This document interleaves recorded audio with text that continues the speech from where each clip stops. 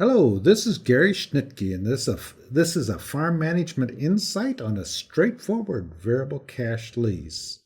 The lease we're presenting in this video is one of the many variable cash leases, and it happens to be the simplest form. Variable cash leases, are one way for a landowner to be compensated by the farmer for the use of the farmland, and the variable cash lease is a modification of a cash rent lease. And the important modification here is that the rent will vary depending on how returns change over time. This lease allows the terms of the lease to stay the same over time, even as the underlying economics considerations change. There are several items that need to be negotiated with a variable lease, and those include a minimum cash rent, and all these variable leases need a minimum cash rent so that FSA treats the lease as a cash lease, and most individuals would want that so that the farmer gets all the FSA payments and therefore deals with FSA. The second thing is the mechanism that determines how the lease varies over the time, and that is based on a rent factor, which has to be negotiated, and that rent factor is taken times crop revenue. Crop revenue also has to be defined, and it usually equals the farm yield, which the farmer will have to provide to the landowner, times the market price.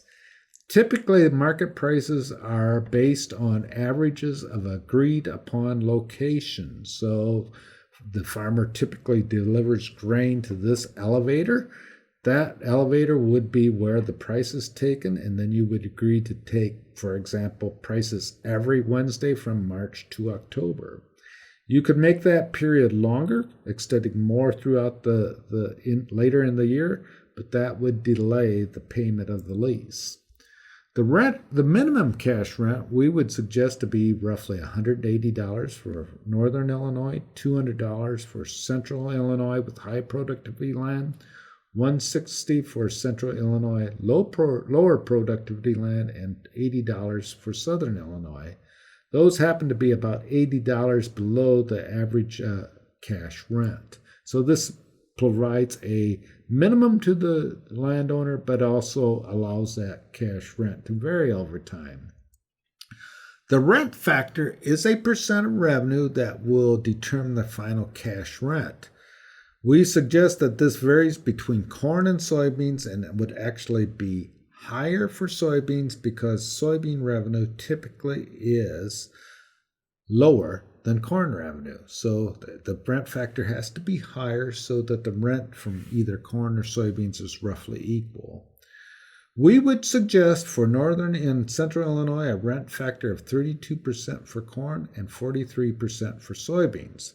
Those would be a bit higher for Southern Illinois, but those rent factors cause the rent from a variable cash lease to equal the average cash rent over time.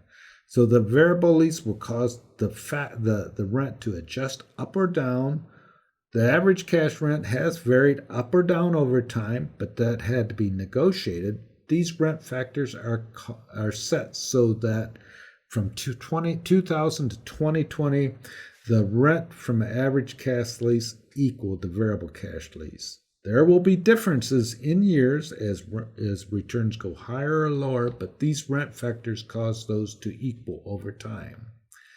Here's an example of how this rent factor would work in Central Illinois with our suggested parameters in Central Illinois for high productivity land. Our minimum rent would be $200 per acre, and our rent factors would be 32% for corn, 43% for soybeans. Again, the rent factor is higher for soybeans because crop revenue typically is lower for soybeans. We're going to use an example of 50% of acres in corn and soybeans. Here, then, we'll show the calculation of the final rent. On our example, corn had a yield of 220 bushels per acre, and our market price was $450, giving us revenue of $990 per acre. Taking that times the rent factor and percent of acres give us a rent of $158 on those corn acres. Soybean We have a farm yield of 69, a price of $12.35, and our crop revenue times rent factor times percent acres gives us $183 of rent on those soybean acres. Add those together and we get a $341 per acre cash rent. That happens to be above the $200 acre level, so the farmer would owe more than that $200 minimum rent. This lease is one of the simplest forms of the cash rent lease, and it does not include federal payments. Again, those federal payments in this case would all go to the farmer.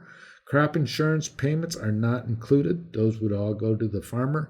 Again, this is the simplest rental arrangement. The inclusion of those items would, if you want to equal average cash rents over time, cause the rent factors to have to be lowered. Changes in cost, and those do occur over time, are not included in the negotiated terms, and occasionally this cash rental arrangement may have to be negotiated because of dramatic changes in cost over time.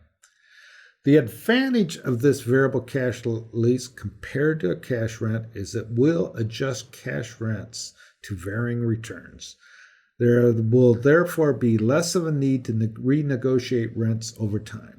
One of the most difficult decisions that farmers and landowners face is that what should the cash rent be? Once the terms of the lease are set, the rent will adjust automatically to changes in economic situations. The primary disadvantage of this lease relative to a cash rent is there's more terms to negotiate initially. You have to agree on the minimum cash rent, the rent factors for both corn and soybeans, and how crop revenue is determined. We have more information on this straightforward cash lease in a FarmDoc Daily article, and that article is linked to in the video description.